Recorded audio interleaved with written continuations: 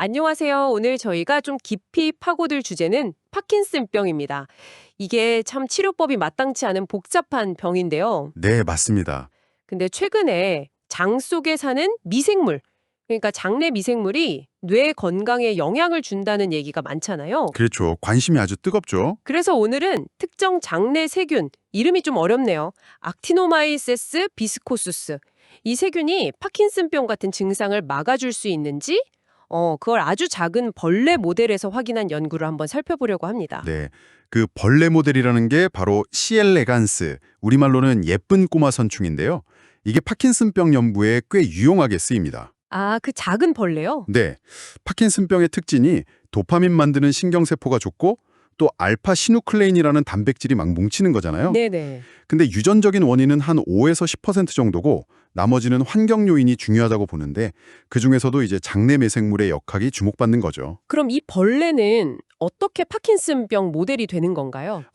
이 벌레한테 인간 파킨슨병과 관련된 유전자, 예를 들면 LLRK2 돌연변이나 알파 시누클레인 단백질을 만들도록 유전자를 조작한 거예요. 아하, 일부러 병을 일으키게 만들어서. 그렇죠. 그래서 신경세포가 얼마나 망가지는지 아니면 단백질 덩어리가 얼마나 생기는지를 현미경으로 직접 보는 방식으로 연구를 진행했습니다. 연구진들이 그래서 사람장에 사는 세균을 57종이나 테스트했다고요? 네, 꽤 많이 했죠. 그중에서 이제 말씀하신 악티노마이세스 비스코수스가 딱 걸린 겁니다. 이게 아주 특별한 효과를 보였어요. 어떤 효과였는데요? 크게 두 가지인데요. 하나는 LLRK2 유전자 변이가 있는 벌레에서 도파민 신경세포가 죽는 걸 줄였고요.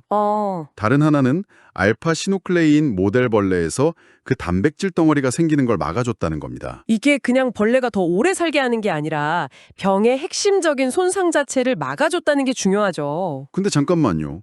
혹시 벌레가 그냥 이 세균만 먹으니까 뭐랄까 적게 먹게 돼서 건강해진 건 아닐까요? 소식하면 신경 보호 효과가 있다는 말도 있잖아요. 아, 아주 예리한 질문이십니다. 연구진도 당연히 그 생각을 했어요. 실제로 이 세균만 먹이면 벌레가 좀 천천히 자라고 크기도 작아지는 약간 식이 제한이랑 비슷한 모습을 보였거든요. 그렇죠. 그럼 그 효과 때문 아닌가요? 그래서 확인을 해봤죠. 이 A. 비스코스랑 벌레 원래 먹인 대장균 있잖아요. 그걸 섞어서 먹여봤어요. 벌레가 정상적으로 잘 자라는 조건에서도요. 섞어서 먹으니까 배고프진 않았겠네요. 네, 그런데도 놀랍게도 신경보호 효과는 그대로 나타났습니다. 정말요? 네, 그러니까 이게 단순히 칼로리를 적게 먹어서 나타나는 효과가 아니라는 거죠. 뭔가 다른 메커니즘이 작동하고 있다는 강력한 증거입니다. 허허, 그렇군요. 그럼 그 다른 메커니즘이 대체 뭘까요? 유전자 발현 이런 걸 분석했나요? 맞습니다. A. 비스코스를 먹은 벌레들의 유전자 활동 패턴을 보니까 변화가 있었어요. 특히 아스파르트산 카텝신이라는 단백질분해 효소 관련 유전자들, 그리고 스트레스 반응 유전자들이 더 활발해졌고요. 단백질 분해요? 네. 반면에 세포 성장이나 노화랑 관련된 인슐린 TOR 신호 전달 경로의 활동은 좀 줄어드는 경향을 보였습니다. 이 TOR 경로는 활동이 줄면 보통 세포 청소 과정인 자가 포식이 활발해지거든요. 여러 가지가 변했네요. 그중에서 특히 주목한 게 있다고요? 카텝신. 네, 바로 그 아스파르트산 카텝신이 하는 요소입니다. 이게 뭔가 핵심 역할을 하는 것 같았어요. 그래서 이 호소의 기능을 약물로 딱 막아보거나 아니면 유전적으로 이 호소 기능이 약한 벌레를 써봤더니 네. 어떻게 됐어요? A. 비스코스스의 신경보호 효과가 싹 사라지고 오히려 신경 손상이 더 심해졌습니다. 와, 그럼 이 카텝신이 진짜 중요한 거네요. 그렇죠. 이 보호 효과의 핵심 열쇠라고 볼 수 있는 거죠. 근데 카텝신이 중요하다고 해도 이게 어떻게 신경 보호로 이어지는 걸까요? 아까 뭐 세포 청소, 자가 포식 잠깐 말씀하셨는데. 네, 바로 그겁니다. 카텝신은 자가 포식 과정에서 아주 중요한 역할을 해요. 자가 포식이라는 게 뭐냐면 세포 안에 쌓인 쓰레기나 손상된 단백질 같은 걸 분해해서 재활용하는 일종의 세포 내 청소 시스템이거든요. 아, 세포 청소 시스템. 네. 근데 파킨슨병 모델 벌레는 이 청소 시스템이 좀 문제가 생겨요. 그래서 청소가 잘 안 될 때 쌓이는 표지 물질들, L지루에지1, SQST1 같은 단백질이 세포 안에 막 쌓여 있었는데 네. A. 비스코스스를 먹이니까 이 표지자들이 줄어드는 거예요. 아, 청소가 다시 잘 되기 시작했다는 신호일 수 있겠네요. 맞습니다.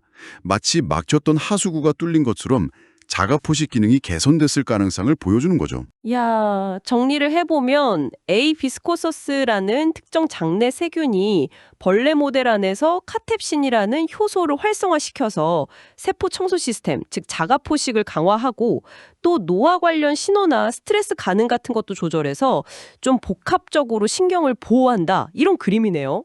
정확합니다. 물론 이게 예쁜 꼬마 선충이라는 아주 단순한 모델에서의 결과이긴 하지만요. 그래도 우리 장 속에 사는 세균 하나가 신경세포 안의 청소 메커니즘에 직접 영향을 줘서 파킨슨병 같은 손상을 막을 수 있다는 가능성을 보여준 거니까요. 굉장히 의미가 크죠. 네, 정말 흥미롭습니다. 앞으로 이 세균이 만들어내는 특정 물질이라든지 아니면 이 세균이 건드리는 세포 내 경로를 이용해서 새로운 치료법을 개발할 수도 있지 않을까, 그런 기대를 하게 만드는 연구입니다. 그러게요.